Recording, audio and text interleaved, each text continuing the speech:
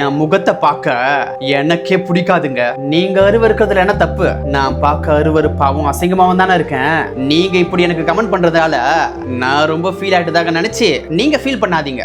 எனக்கே தெரியுது, நான் கண்ணாடியில பார்க்கும்போது அருவருப்பா தான் இருக்கேன். என் உடம்பு பார்த்து நான் எத்தனை நாள் அழுதுருக்கேன்னு தெரியுமா? எல்லோரும் இந்த வெயில போகும்போது நீங்க கூட பார்த்திருப்பீங்க, இந்த வெயில் நம்ம மேல பற்றக்கூடாது, நம்ம கருத்துட்டு போறோம்னு சொல்லி உடம்ப ஃபுல்லா கவர் பண்ணிப்பாங்க. அது என்ன எனக்கு மட்டும் சாபக்கேடோ? வீட்டுல இருந்தாலும் சரி, வெளியில போனாலும் சரி, ஏன் தூங்கும் போது கூட சரி, 24 மணி நேரமும் ஃபுல் கவரிங் தான். என் பொண்டாட்டியே என் பக்கத்துல படுக்க பயப்படுறாங்க. என்னங்க இது ராஜ மரியாதையா? தனி தட்டு தான், தனி டம்ளர் தான், தனி டவல் தான், தனி சோப்பு தான், தனி படுக்க தான். அப்புறம் தான் தெரிஞ்சுக்கிட்டேன் நான் ஒரு தீண்டாமைன்னு. என் குழந்தைய நான் ஆசையா தூக்குனா, ஐயோ வேண்டாங்க வேண்டாங்க, பாப்பாக்கு ஸ்ப்ரெட் ஆயிட்டு போதுங்க, நம்ம குழந்தை பாதுகாப்பா இருக்கணும்ல. கரெக்ட் தானே? இதுக்கு வேற நான் என்னங்க சொல்றது?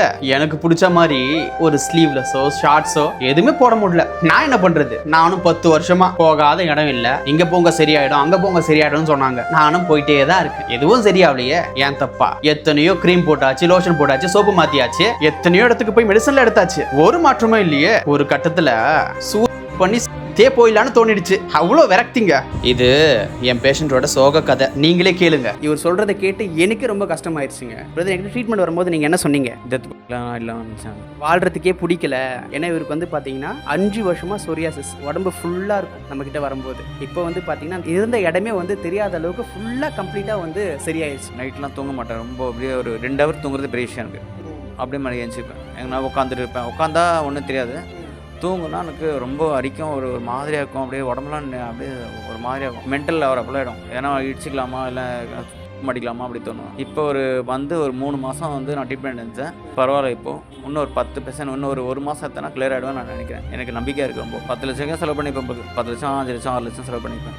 எங்கேயும் பார்த்தேன் வந்து எங்கள் நாட்டு மருந்து எங்கெங்கே போயிட்டு வந்தேன், முடியவே இல்லை. தயவு செஞ்சீங்க உங்க வீட்டில் உங்க ஃப்ரெண்ட்ஸ் இல்லை உங்களை சுற்றி யாராவது இப்படி இருந்தாங்கன்னா தயவு செஞ்சு அவங்களை அருவருக்காது. ஸ்கின் ப்ராப்ளம்ல சிலது ஸ்ப்ரெட் ஆகும், சிலது ஸ்ப்ரெட் ஆகாது. ஆனால் இந்த சூழ்நிலையில நீங்க என்ன சொன்னாலும், அவங்களுக்கு நீங்க நல்லதே சொன்னாலும் அவங்களுக்கு அது ஹர்ட்டிங்காக தான் இருக்கும். ஏன்னா இந்த மாதிரி ப்ராப்ளம் இருக்கிறவங்களுக்கு பயங்கரமா மன அழுத்தம் இருக்குங்க. ஸோ நீங்க தான் அதை புரிஞ்சுக்கிட்டு முடிஞ்ச வர அவங்களை ரெக்கவர் பண்றதுக்கு நீங்க ஹெல்ப் பண்ணுங்க. நம்ம தம்பி தான், நம்ம தங்கச்சி தான், நம்மளோட ஃப்ரெண்ட்ஸ் தான். கொஞ்சம் பொறுத்துக்கலாமே. அவங்க ஹெல்த் நமக்கு இம்பார்ட்டன்ட்ல. தீர்க்க முடியாத ஒண்ணுமே இல்லைங்க. வெறும் சின்ன சின்ன விஷயங்களை நம்ம சேஞ்ச் பண்ணாவே போதும். தினசரி நம்ம சாப்பிட்ற விஷயம், நம்ம செய்யற விஷயம், அதை சரி பண்ணாவே போதும். ஆட்டோமேட்டிக்கா உடம்பு அதையே சரி பண்ணி இது கூட சேர்த்து தான் நம்ம சிகிச்சைகள் தரும், இன்னும் சீக்கிரம் வேலை செய்யறதுக்காக. ஒரு விஷயம் நம்ம வாழ்க்கையில நடக்குது அப்படின்னா அதுல ஏதோ ஒரு பாடம் கத்துக்கிறதுக்காக மட்டும்தான் இருக்கும். நீங்களும் ஏதோ ஒரு பாடத்தை கத்துக்கிறதுக்காக தான் இந்த விஷயங்களை நீங்க ஃபேஸ் பண்றீங்க. நீங்க கத்துக்கிட்ட பிறகு, நீங்க அதுல முதிர்ச்சி அடைந்த பிறகு இது எல்லாமே மாறும். அதுக்கப்புறம் இது என் வாழ்க்கையில் நடந்தது நல்லதுதான், இதனாலதான் நான் இன்னைக்கு இப்படி இருக்கேன் அப்படின்னு நீங்களே சொல்லுவீங்க.